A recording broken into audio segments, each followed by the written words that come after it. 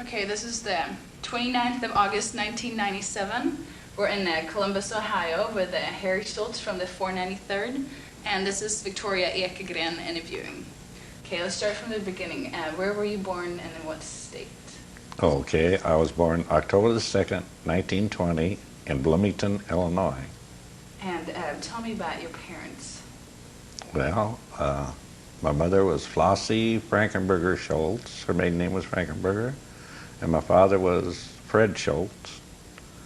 And I don't know exactly what you want Tell to me, know. what are some characteristics about your dad? What did he do for a living? Well, he was in janitorial service. He worked for the First National Bank in Bloomington as a janitor. My mother was just a housewife, stayed home, and took care of the family. And what are some characteristics that your dad, some lessons, something that your dad has given you that you have brought with you, throughout the rest of your life? What are something that he taught you? My father? Mm-hmm. Oh, well, I'm not real sure, Vicki. He just was an ordinary guy, and he had good morals and stuff like that, and I think you just sort of learn those as you go along. Was your dad in World War I, or did you have any family? No, he was not in World War I. I think he was signed up to possibly be in World War I, but he was never called up. I had an older brother and sister, and maybe that's what kept him out of it. I'm not sure about that. How did World War I affect your life, if it did, and your parents' lives? Well, see, I wasn't born till 2 years after it was over. I was born in 1920, so it really didn't have a whole lot of effect on me. My family was there, and my father was, as I said, not in the service. And what was your mother like? Well, she was the oldest one in her family of, I think there was 10 children in her family. They had a real large family, and she worked several jobs, after the children were gone and so forth. She worked at a dry cleaner's, taking in clothes and stuff while I was in the Army in World War II. Tell me about the Depression years. How was it like? Well, we went through the Depression. It was very hard. During the Depression, my father worked on what they called WPA, Works Progress Administration, I think it was called, and didn't make very much money, but that was all that was to do because everybody was laid off from work and everything like that. It did affect us a lot. In what ways did it affect you? Well, the low income and things like that. It didn't really, it's sort of hard to explain, but you just get by on what you got, which isn't a whole lot. What is a good childhood memory that you can share? What do you remember? A good one? Mm-hmm, a good one. Well, I don't know. I'm not prepared for all these questions here. There was moments. I suppose one thing I can remember, my older brother on Sunday he worked at odd jobs doing stuff and have money, and he would always buy like a quart of ice cream on Sunday evening, and that was really a special treat. When you were growing up in the Depression, to have ice cream on Sunday, that was great. Did you have any brothers and sisters? Yes, I have a older brother, older sister, and a younger brother. And what number are you in? You're in the middle? I am, next to the last son. Okay. Right. Tell me about your schooling. How far did you get to go? Did you? Well, I graduated from Emerson Grade School in Bloomington and Bloomington High School in 1939. And then in 42 is when I went into the Army. Okay, so you went in the Army after high school, or? Yes, that's correct. About 3 years after I graduated, 39 to 42. So what did you do after you finished high school? Well, I worked in 2 different restaurants. I worked in what they called the Serverite Steakhouse, which is in downtown Bloomington. And then when I left there, I went to another little restaurant. And the first job I had in a steakhouse, I had to work all night. I went to work about midnight and worked at like 10 o'clock in the morning. And then I got the job working daylight hours. I worked from early in the morning till evening at the second restaurant. And my older brother was managing a pool hall in Bloomington, and I worked for him just prior to going in the Army in 42. He was called back to work at a factory, so I took care of the pool hall during the daytime, and then he ran it in the evening. But he was the manager of the pool hall. How did Pearl Harbor affect you? Why? Well, that was the big thing that started the war as far as I was concerned, I know that Europe was all in turmoil already before Pearl Harbor, but then when we got in the war after Pearl Harbor, well, you can see, that you're going to get called up to defend your country and so forth. Is the war something that you guys talked about in high school or after? Did you talk to about it among your friends? Well, yeah. In high school, 39, when I was graduating high school, it was just getting going good in Europe, starting out. And so you could see it building up all the time. I remember one boy went to, from Bloomington that I knew of, went to Canada, and he volunteered to be in the Royal Canadian Air Force, which was in the war, between 39 and 42, or 41 when Pearl Harbor was, anyway. So did you think about joining the war already then? Was that something? Well, no, not really before Pearl Harbor, but I think Pearl Harbor is the thing that really got everybody, wanting to take part and help defend. I was sort of surprised that we didn't just have the war against the Japanese, because they were the one that attacked us. But when Roosevelt declared war, he declared it on the Europe, Germany, and Italy, the Axis, what they're called, and as well as the Japanese. So we're in the whole World War then, World War II, really. So what did your parents think about you joining the war when you told them? Well, my father, let's see, he was still alive then, because he didn't pass away until we were on maneuvers in Tennessee. My father passed away then. But I was really set up to go in the Army Air Corps with a friend of mine, and I'd already signed up for the draft selective service system, they called it. And when me and this friend decided we'd rather go in the Air Force, because we'd heard good stories about them, be better going in the infantry or something like that. So we were set up to go over to Peoria and try to enlist in the Air Force. And in fact, we were down what they called the urban station, was like a trolley car that ran between Bloomington and Peoria. And the recruiting station for the Air Force was in Peoria. So we went down the urban station, had bought tickets, and my mother had me paged down at the urban station and said that a letter had come from the selective service system, and once you got that letter, then you couldn't go into anything. So I ended up not volunteering in the Air Force, but being drafted into the Army. Wow. So what was your own feelings about it? Were you excited to go, or? Well, no. I think just one of those things that you had to do and everything, and wasn't really, that you're going to leave and everything, but there's not a whole lot of excitement about it. So where'd you go first? In the Army? Mm-hmm. Okay.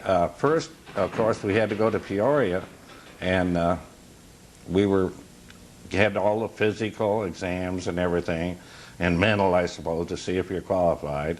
And we were sort of sworn into the Army like in October of 1942, October. And this was what, like 10 months, 11 months after Pearl Harbor. And then we had 2 weeks after we were sworn in to come back home and get everything straightened around, your personal life and everything. And then we got on a train in Bloomington, and went to Belleville, Illinois, to Scott Field. And that's where I first went in the Army, was at Scott Field Air Force Base. They issued our clothing, and we took all kinds of tests, I suppose. And then a week or so later, they shipped me out from there to Camel, and into the 12th Armored Division at that time. That was about like the end of October in 1942. I went to Camel from Scott Air Force Base. What is the first thing you remember about Camp Kimball? Oh, I don't know. I suppose the train, getting there on the railroad tracks and everything, it was L&N, Louisville and Nashville train that we took from Scott Air Force Base to, well, it was different, I guess. They took us up, I think, as I remember, at Camel to the big field house, and we were all lined up there, and then some way they'd get you divided up, and everything to see what outfit you were going into. And some of the officers come by, and you don't know what to do, whether to salute or whatnot, It was sort of different, just getting into the... Did you come by yourself, or did you have some friends with you at that time already? No. Some of the guys that come in the same time, I knew who they were and knew their names and faces and so forth, but they weren't, close friends or anything like that. Can you describe Camp Kimball for me? Camp Camel? Well, I don't know. The only thing I remember more about Camel, wasn't a bad place. I went to radio school at Camp Camel after we got basic training and stuff like that going at Camel. And, of course, where our barracks was in the artillery, 493rd at Camel was, we were on the Kentucky side, no, on the Tennessee side, the southern part of the camp, and then the radio school was up by the headquarters and stuff, which was on the Kentucky side. Now, one thing I do remember is they thought we weren't getting enough exercise, so we had to double time real fast to get up, to go into radio school and come back. We'd go to radio school in the morning and then come back in the afternoon for other training. But we had to do double time going up and coming back. I remember that. Who would be a friend that you think of, that you could describe to me, one of your friends? Your early friends from Kimball. In Camel? Well, I don't know if I was alone or what, but I don't remember, any particular one. It was just one of the guys, many ones that were there I was in headquarters battery at Camel. And I was in headquarters battery, 493rd. And then, let's see, after we went to maneuvers and went to Texas, well, before we went overseas, then I was transferred from headquarters battery into A battery, and I finished the war in A battery, 493rd. Okay. Do you remember anybody of your commanding officers, Colonel Brown or Hartman? Yeah, What do you remember about them? Colonel Brown was the colonel at battalion headquarters in Camel, yes. I remember him. Tall, thin guy, yeah. What do you remember about Colonel Hartman? Well, he was a nice guy. Yeah, very nice, I think. What are some other things? Do you have any? Did you meet with him personally? No, not to my knowledge. I don't think so. I remember. You remember the gentleman I just stopped while you were coming down here? His name is Bill McWorkman, and he was Captain McWorkman when I was, back there taking training and stuff. Maybe he was Lieutenant McWorkman back then. And I remember one time I was on guard duty, and him and another officer were the officers in charge, and they picked out one soldier that they thought was neat, and could recite the arms, the rules that you had and stuff like that. And he picked me out, and he had special duty. I don't know. You didn't have to. You had like a limited duty. You didn't have to walk guard and all that stuff if they picked you out as a special guard for that day. So I remember him doing that. Did you play any sports in Campbell? Sports? Well, at Camel, I think we did have sports, but I don't remember exactly what it was. I remember later on at Barclay, I remember playing softball. And I remember swimming at Barkley, but because we had the swimming pool there. What are some things that you do for training up in Campbell? In Camel, well, that's where you had to go out and qualify on all your arms. Let's see, we had the M1 rifle to start with, and you had to, be able to take it apart and clean it and stuff like that.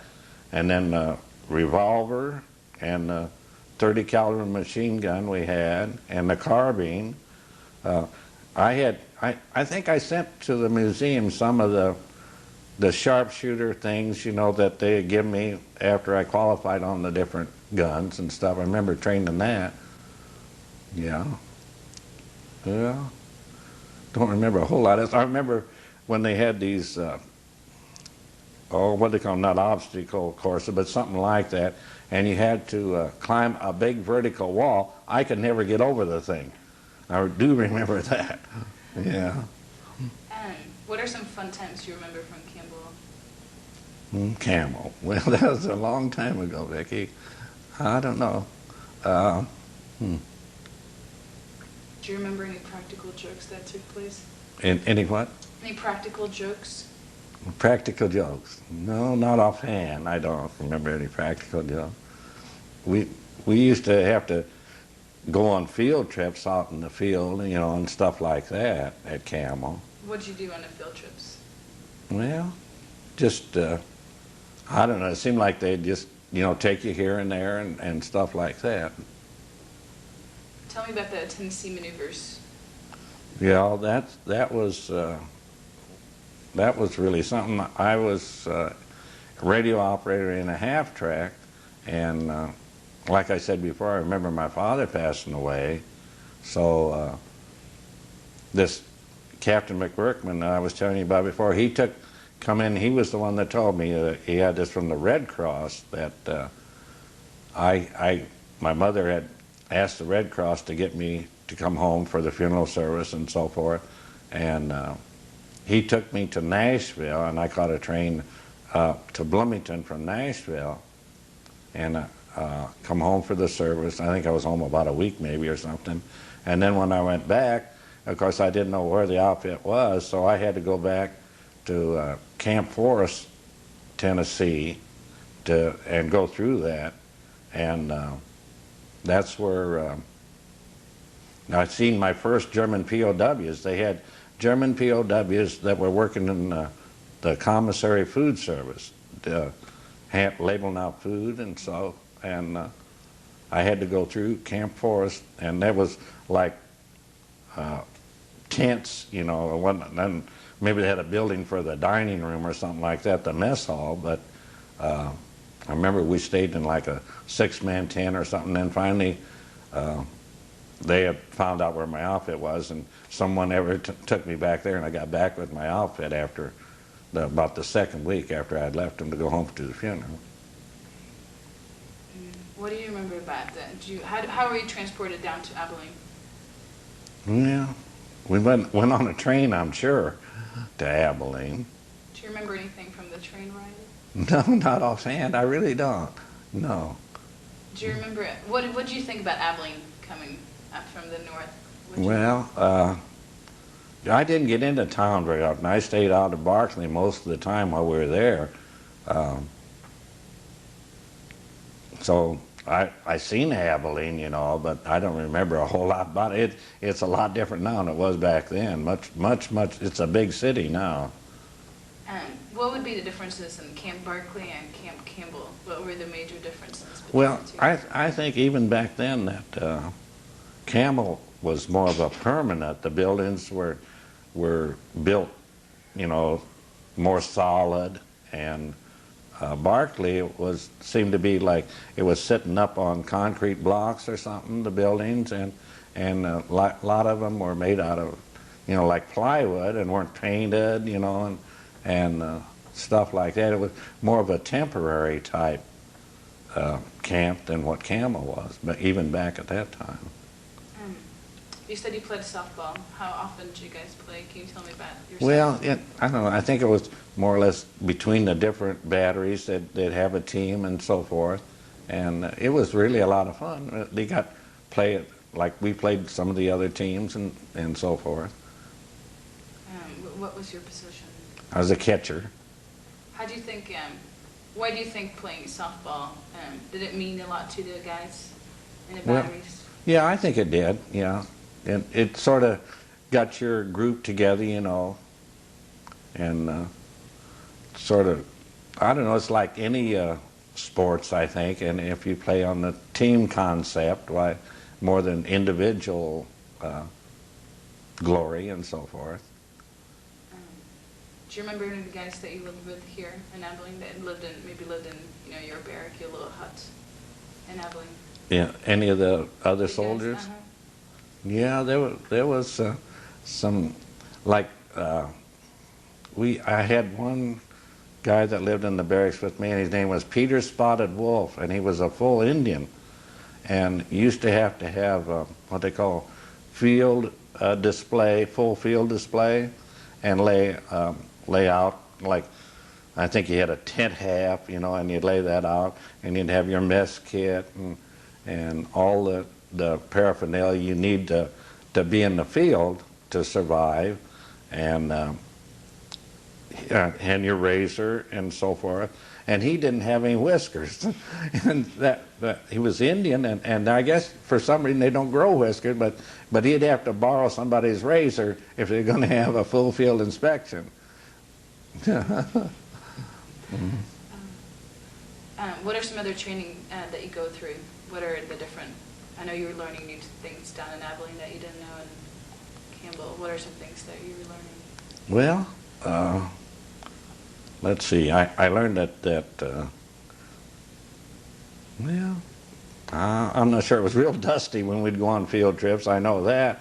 We had little things that would go around your mouth and nose, was made out of a real soft type gray material of some kind. And we didn't have that at first, but then they got them for us because these vehicles were open and it was so dusty, it was just clouds of dust. And so when you got back, then you had to clean everything too. You know, like more or less take your whole fatigues and so forth you've been wearing in the shower with you to clean them all and wash them, along with washing yourself. I remember that at Abilene.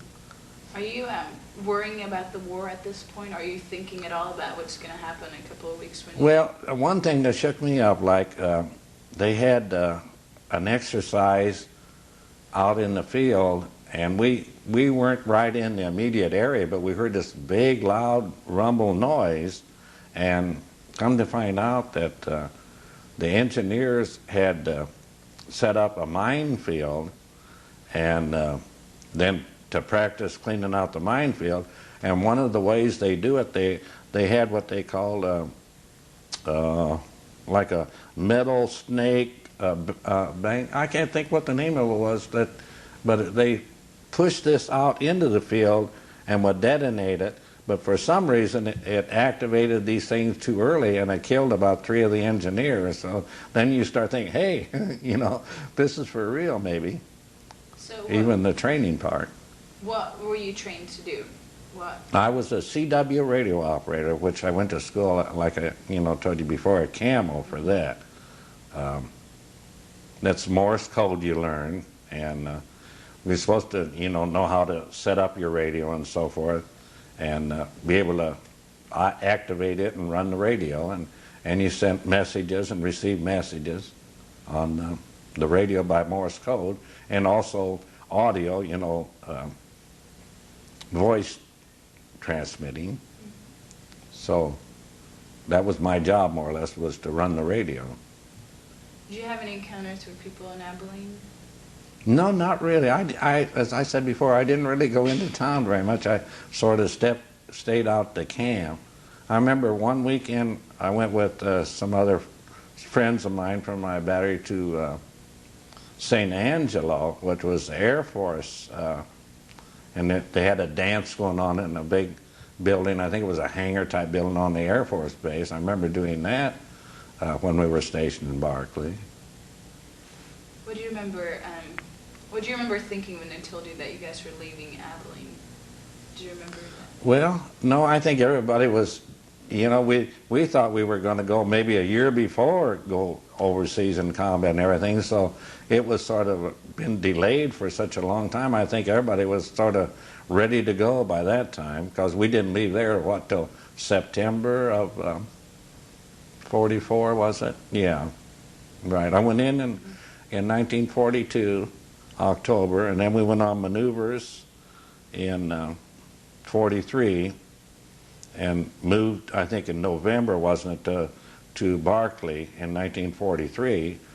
And so this was like September of 44, we were getting ready to go overseas. So it's been building up for quite some time, at least 2 years since I went in, from October 42 to November of 44. What do you remember about going up all the way to New York?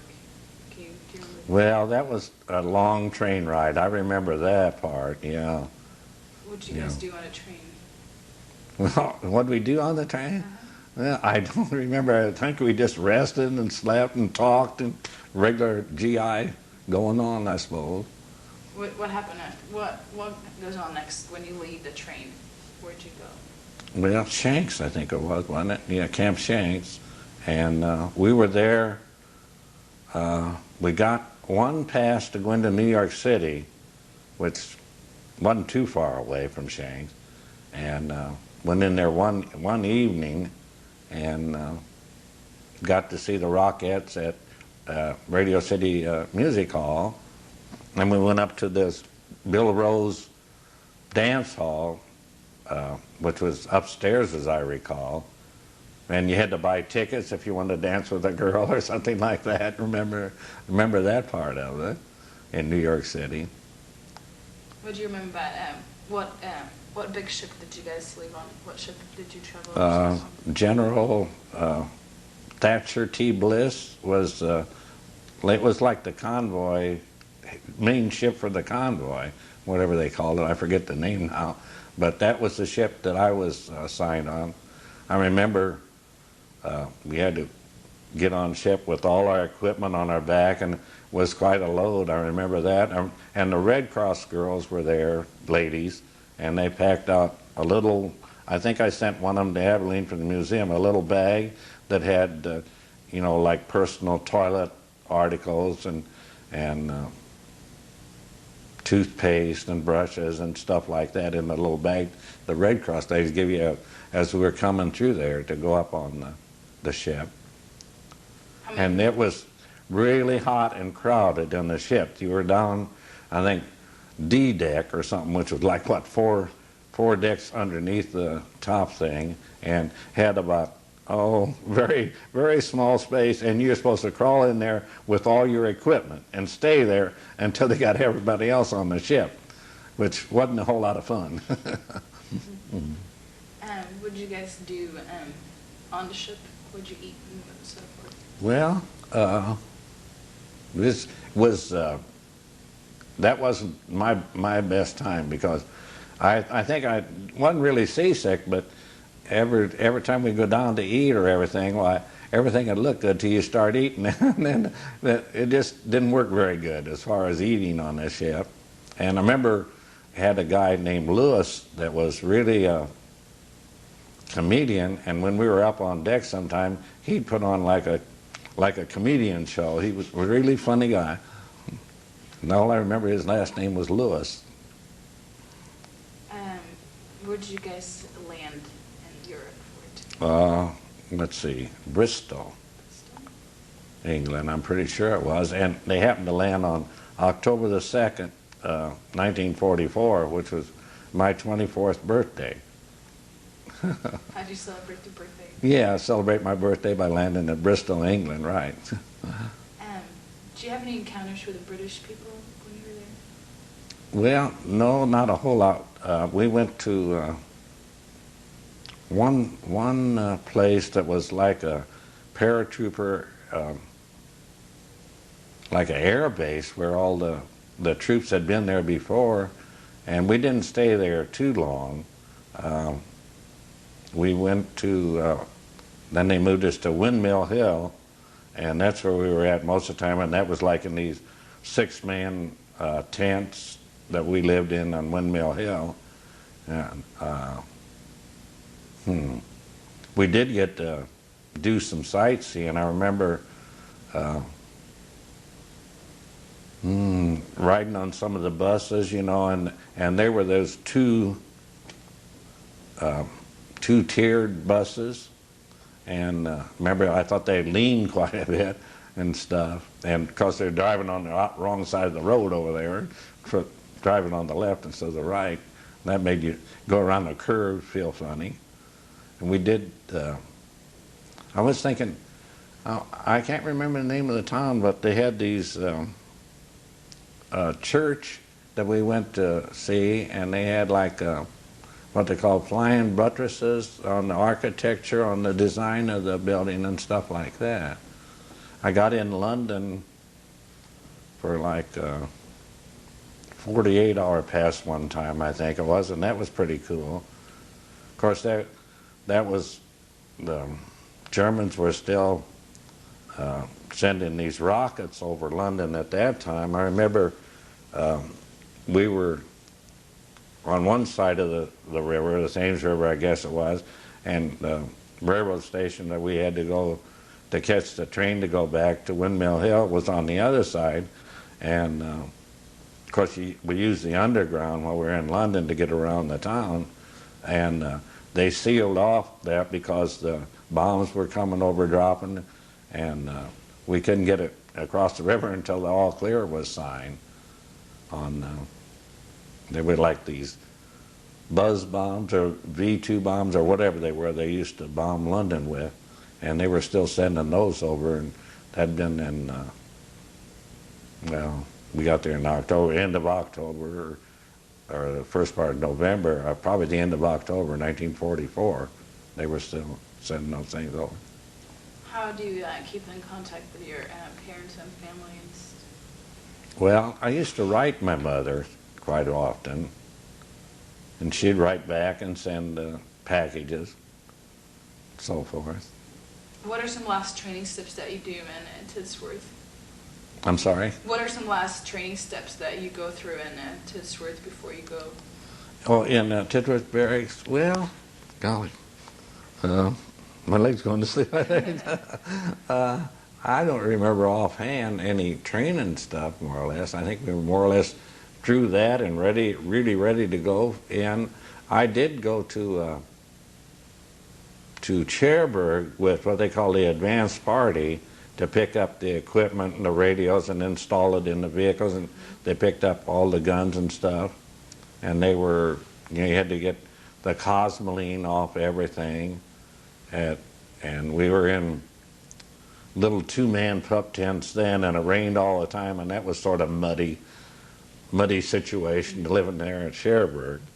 And that's the second time then I seen German prisoners, because they were all over the dock around Cherbourg. They were using them, I guess, to unload stuff and stuff like that.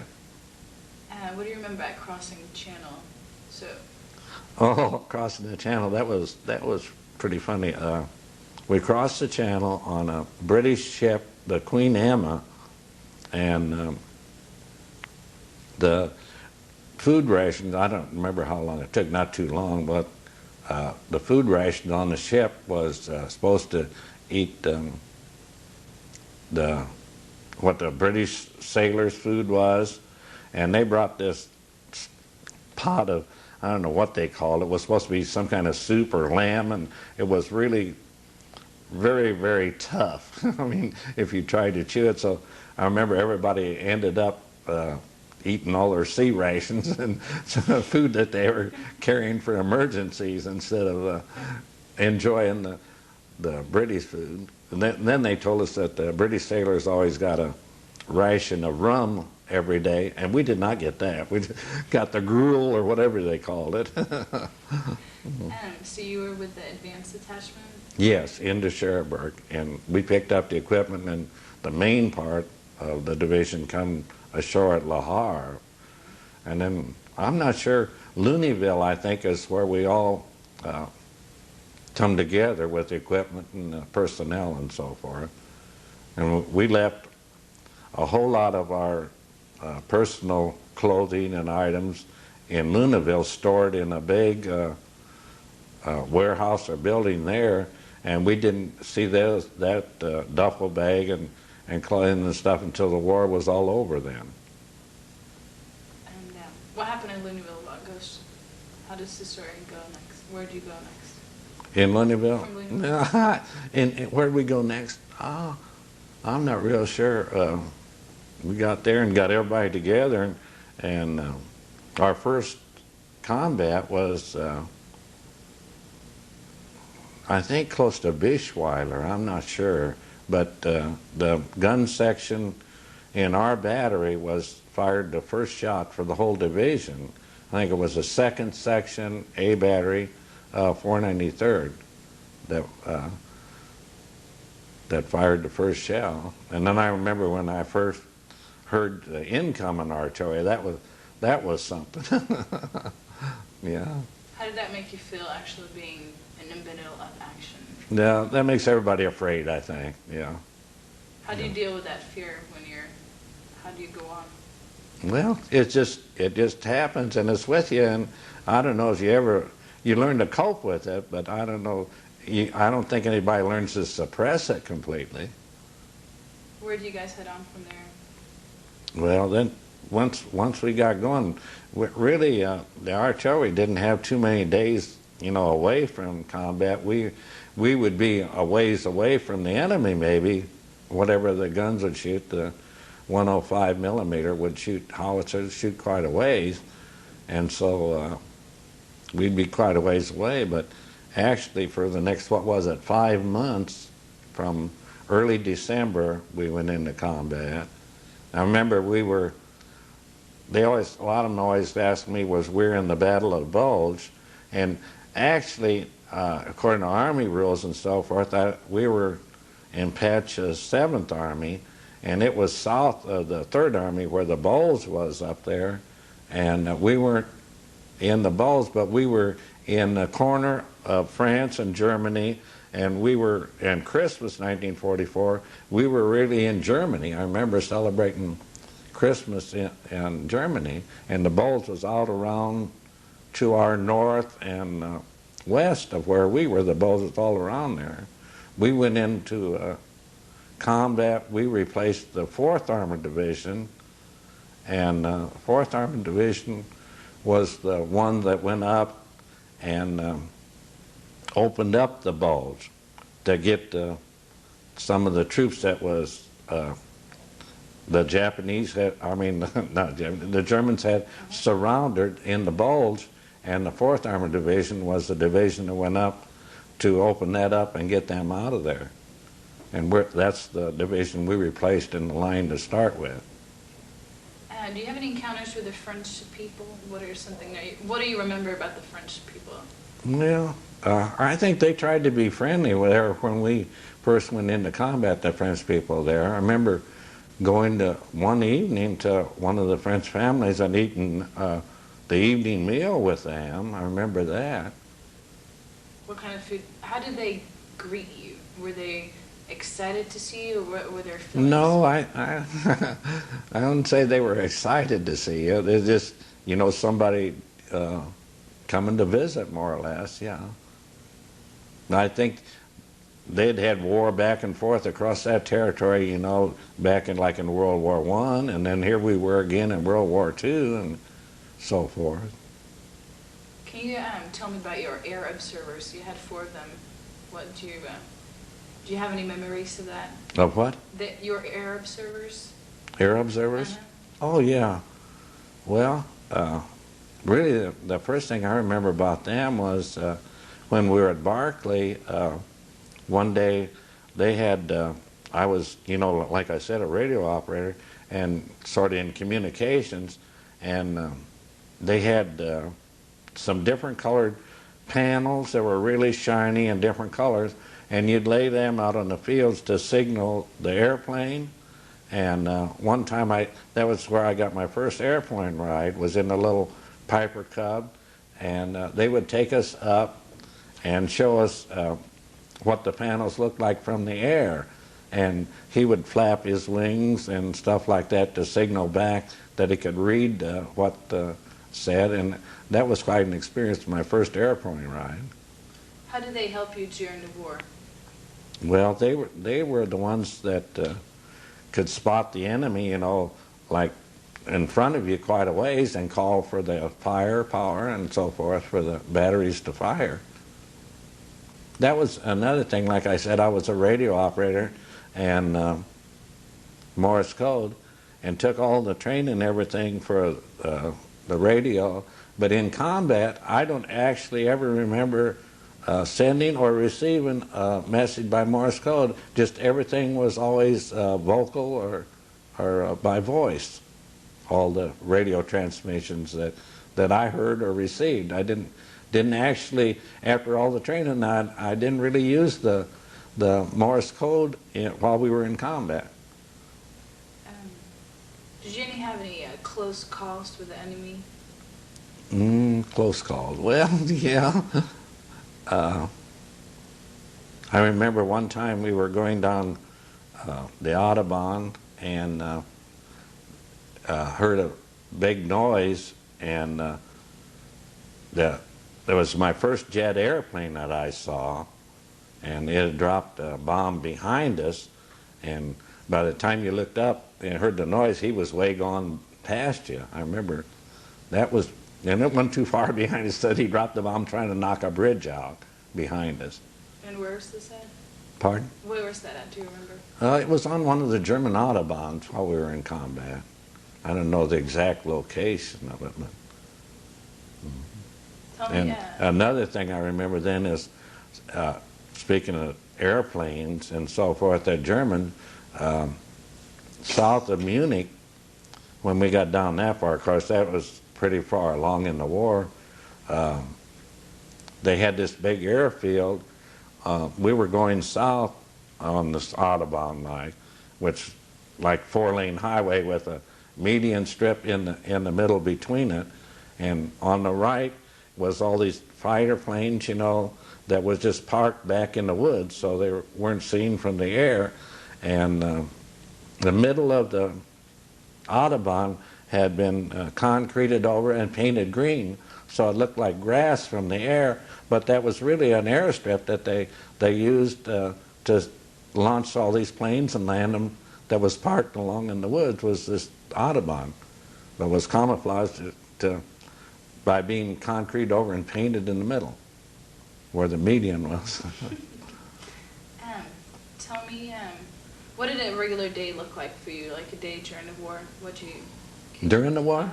Like what was? Well, every day was different. I think.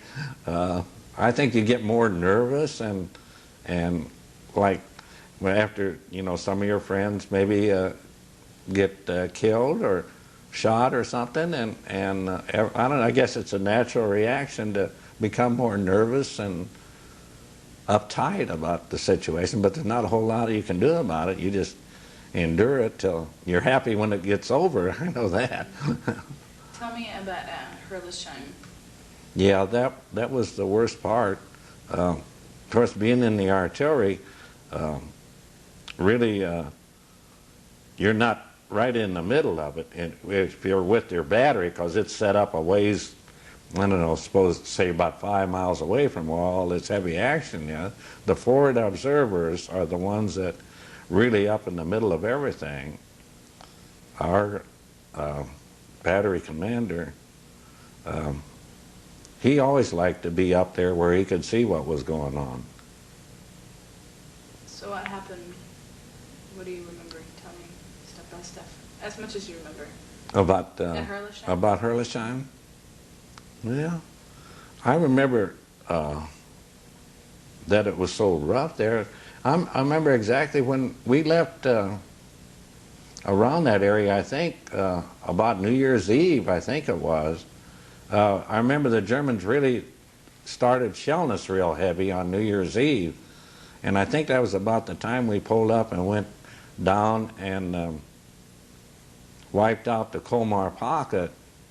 And then we come back up, and maybe that's when Hurlesheim was. I'm not sure about the sequence of events there that we went through. wrong in Herrlisheim? Went wrong? Uh-huh. Or did anything? Well, it was just, there was a lot, so I've heard later, there was a lot more German divisions than they thought.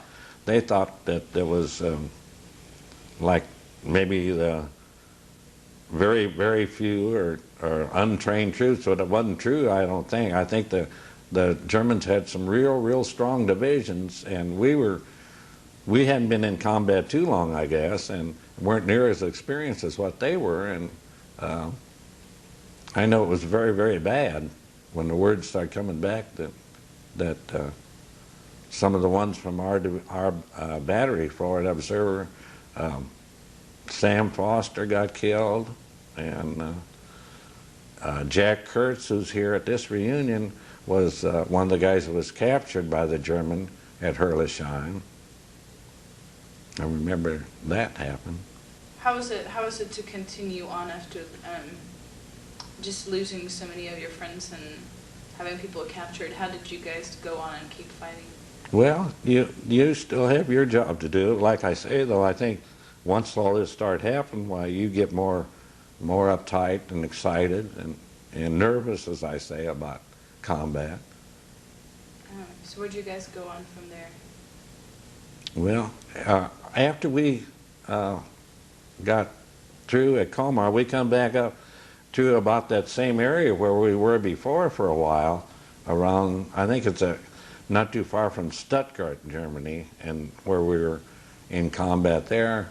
And then I remember we had to, that was Patch's 7th Army, and then like from, I think it was from Trier to the Rhine River, they put us in Patton's 3rd Army, and we had to paint out all our insignia, so they couldn't tell what division, the Germans couldn't tell what division we were with while we were with Patton's 3rd Army, and that's why they called us the Mr. Division at that time. But that was only for a couple of weeks, because once our engineers got the pontoon bridge built across the Rhine River that we got across, then they put us back in Patch's 7th Army, and we finished up the rest of the war back in the 7th. What did you remember about General Patton? What were your impressions about him? Well, of course, everybody, I think, had heard stories. I didn't meet him personally, so I think he was that type of general, you know, gung-ho and wanted to speed everything up. And I've heard that term used, speed as a password of the day or something, you know, when it comes to armored. Like a lot of times, I was saying we were maybe 5 miles or 10 miles behind, but when we get rolling sometime, I think the artillery was leading the way on some of them. What would be a funny story that you remember, you know, just from, I'm sure you guys had some fun times too, even during the battles. What would be a fun time that you remember? Yeah. Or some fun events? Fun events. No, I'm not real sure I can come up with anything that was awful funny. And I remember when we were in France, though, we adopted a French boy, Bob is the only thing I remember. His name was Bob, and he worked in our kitchen all during the rest of the war. He was like a 16, 17-year-old boy. I remember that happening. What encounters did you have with the POWs that you capture and move? Well, you would see them, you know, going back with their hand behind their head, marching back. If you're a column, the infantry capturing something, and they'd be going back to your lines. I remember one time seeing, shortly after we got across the Rhine, I think it was this German column that had been really shot up on the road, and they had dead horses, you know, and stuff like that had been hauling their equipment and so forth, and they were all littered all along this road we were adjacent to. I remember seeing that. Do you have any encounters with the German people? How are they different from the French? Well, after the war you did, but you weren't supposed to really fraternize with German people or anything like that. But I think once the war was over and everything, everybody did, you know. But up to that time, you didn't. When you guys moved so fast with Patton, did you think that that was a smart thing to move so fast? Well, it helped speed it up, I think, yeah. It'd get the enemy all, they would be unprepared for you maybe and weren't expecting you, because like when we got to the Danube River at Dillingen, why we got there so fast that they didn't have the bridge blown up, and so they were able to capture that bridge before they could detonate whatever the explosive was to blow up the bridge. And really that's how we got across the river there, was on this bridge at Dillingen, and that was getting a foothold into what they called the redoubt area to end the war, more or less. Did you guys know that you were winning the war? Well, yeah, I think everybody sensed that we were winning the war, yes, as it progressed. You used to get the little Stars and Stripes newspaper once in a while. You didn't get it, you know, all the time, but stuff like that. How did Stars and Stripes affect your lives, you know, in battle? Well, I think it helped build morale up, that you realize you were one cog in the big wheel, you know, of everything that was going on, and all these other Army outfits were in there also. I think it was a morale booster to have the newspaper. How did your personality change while you were in Europe, do you think? How did you change the person? Yeah. I think you mature and become more aware of things that were going on. You aren't quite as, I don't know, easygoing, I guess, or something. What are some things you used to tell your mother and relatives in letters? What do you tell them? Well, you try to explain, you know, what you're going through and so forth, and especially like if a holiday would come up or something like that, and you would start thinking more about home. And I guess our letters were censored too, because I vaguely remember when getting home, my mother showed me an article, and if you mentioned a certain place and so forth, that might be deleted completely in the letter that you'd sent home. How did it make you guys feel when you crossed the Rhine? The Rhine River? Well, I think we figured, you know, that we were getting somewhere when we got over into Germany and started doing that. Yeah, I think that helps when you see some progress, that maybe you have a chance of getting this thing ended. And tell me about the ending of the war. Well, that was really really happy for everybody to get it over with, and we were way down south of Munich when that happened. In fact, we might have been close to Austria, you know, when the war ended. And I've been back over there several times. That's really beautiful now, but when we went through Munich, the buildings had been so bombed and everything, and rubble. It was just like a small thing big enough to get your tanks and vehicles through the streets. And I remember when we went to Munich, it was pretty well tore up. What do you remember about the day when, actually before then, did you take part in any of the liberations of the concentration camps? Were you there? Yes, we did. I remember the one satellite from Dachau there that we liberated, and our battery was on one side of this forest area, tree area, and first thing I know, there was some couple of SS guys, German guards there, and they had been the ones that they had been captured, and then I guess maybe they come out of the forest and been captured, you know, and then we went around, and I think the captain wanted us to see what this satellite office was camp was like. And it had been the night before we got there. It had been set on fire, and all these guards had machine gun all the inmates in there, and they were either burned up or shot up. But there was a few of them still alive, and they would just be, like a skeleton, really, with the skin over their bones and so forth. They're just emancipated as far as the ones that was left there. And what did you think about the whole thing? What was your reaction? Well, you really makes you think quite a bit of it. Anyone could treat them like that. We were there just about. If we'd been there a day or two before, we might have rescued the camp, But we were just one night too late, more or less, that they annihilated them just the day before we got there. What do you remember about the day when the war ended?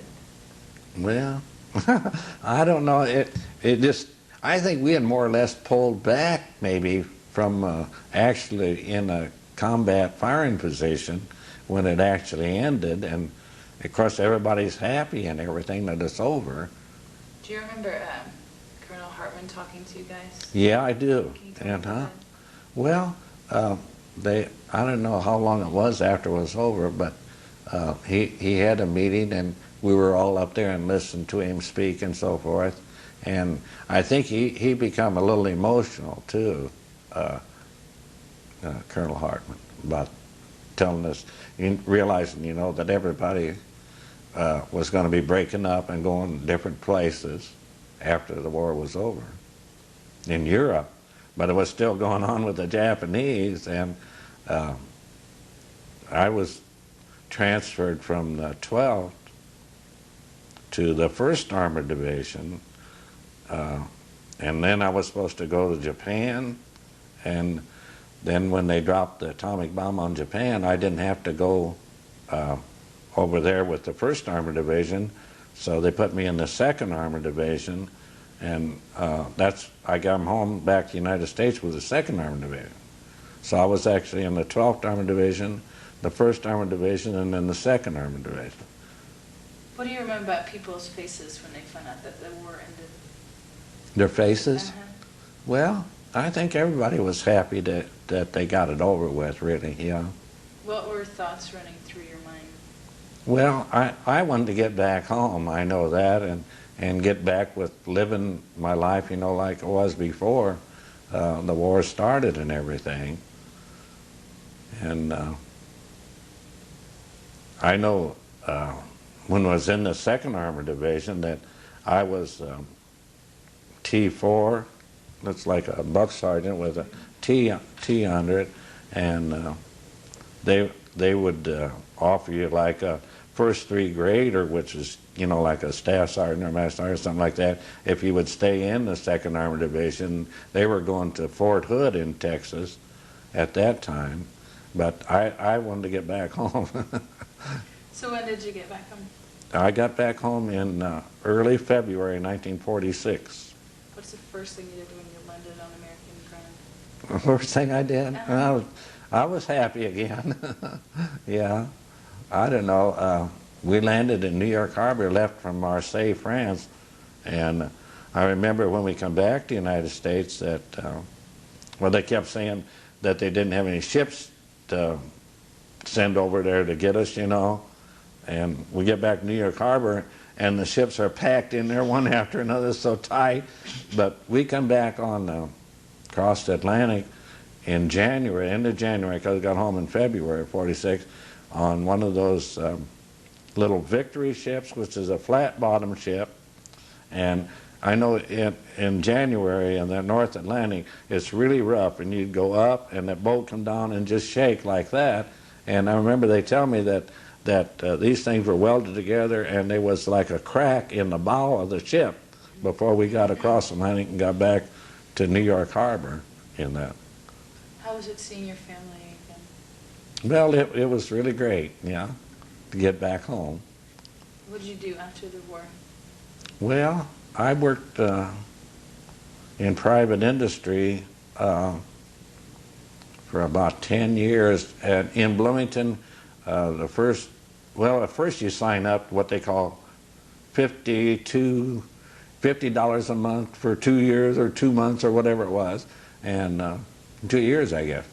And you'd sign up for that. But then the first job I got after the war was over was Colonial Radio Corporation come into Bloomington, and we made Silvertone radios for, they sold them at Sears and Roebuck.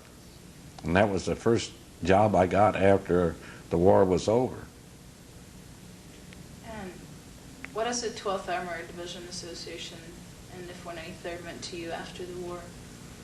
Well, at first, well, I didn't take part. I knew they had a Hellcat Association because they formed that at Heidenheim in Germany, you know, before we broke up in the 12th, and they brought the colors and everything back to the States. But I didn't go to a national reunion or anything until I think it was 1972. My wife and I have two daughters, little girls about at that time, and we came to Dayton, Ohio for the first reunion. And then we didn't go for several years, but I think this, I counted up the other day looking at the program, and I think this is the 21st national reunion that Betty and I have been to. Describe your friendships that you have with the people in the 493rd. Well, I think we're real close, you know, for that type of an organization. Everybody likes to be around the other group that's in the 493rd. Do you have any other stories that I missed? Any significant stories that you want to Well, mention? I think you pretty well covered everything, Vicki. I can't think of anything Carl, do you have any offhand. questions? Okay. We're good to go. Thank you. We did it up? We did it.